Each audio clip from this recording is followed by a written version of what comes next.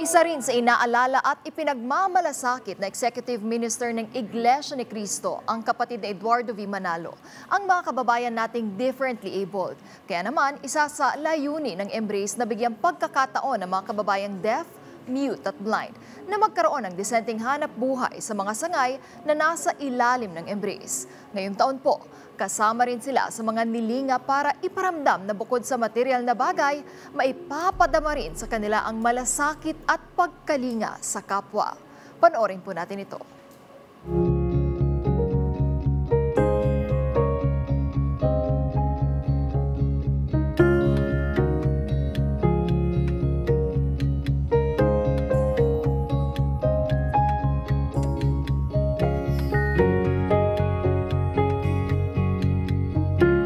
Sila ang mga kababayan natin na nasa kalagayan na may physical disability o may kapansanan. Ayon sa datos ng National Council on Disability Affairs NCDA, nasa 1,638,588 ang nakarehistrong persons with disabilities o PWDs dito sa ating bansa.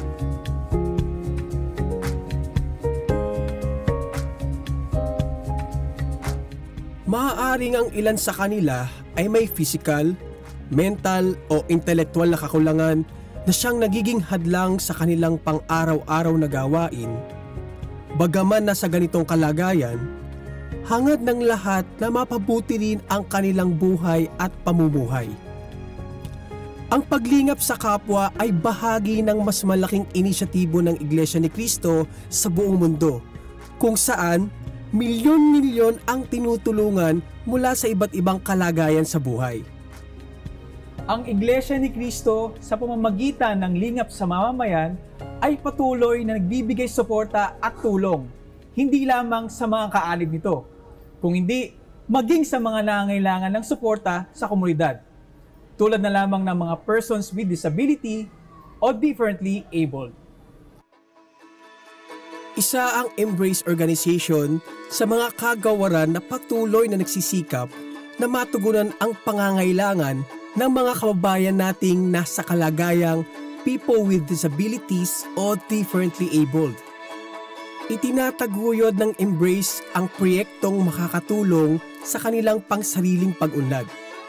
Nariyan ang iba't ibang livelihood programs, pagsasanay at trabaho na maaari nilang pasukan. Ito ay tumutulong upang mapabuti ang buhay ng differently abled individuals. Sa patnugot ng kapatid na Eduardo V. Manalo, tagapamahalang pangkalahatan ng Iglesia ni Cristo, pagkakalooban ng tulong sa taong ito ang mga naglilingkod sa Embrace sa pamamagitan ng lingap sa mamamayan. Ang paglingap ng Iglesia ni Cristo ay hindi lamang para magbigay ng material na tulong, kung hindi iparamdam ang malasakit at pagkalinga sa kapwa. Maraming salamat po sa ating tagapamahalang pangkalahatan sapagkat may ganito po silang proyekto na nakakatulong po sa aming mga may kapansanan. Hindi lang po, maging sa hindi po natin kakapatid, nakakatulong din po sila. Bukod sa lingap, pati sa spiritual po. Marami po salamat po sa paglingap mo po sa amin. Binabati ko po, happy birthday po, mahal na mahal po namin kayo. Maraming salamat po and happy birthday po kapatid Eduardo V. Manalo. We love you po! Yay! Ang Embrace ay isang pamilya, isang komunidad ng pag-unawa at suporta para sa mga taong may kapansanan. Inaanyayahan ng lahat, anuman ang katayuan sa buhay. Hangad ng pamamahala ng Iglesia ni Cristo ang makabuo ng masayang komunidad para sa mga kababayan nating nangangailangan ng pagkalinga.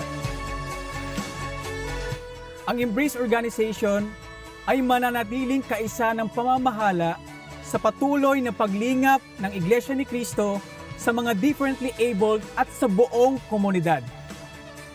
Anumang kakulangan sa kanilang pagkatao, ito ay nabubuo at nakukumpleto sa pamamagitan ng buong pusong pagsuporta na natatanggap nila. Mula po sa mga ministro, mga manggagawa at mga kawani na naglilingkod sa Embrace Organization for Differently Abled, kami po ay bumabati ng Happy Birthday po, kapatid na Eduardo V. Manalo! We love you po!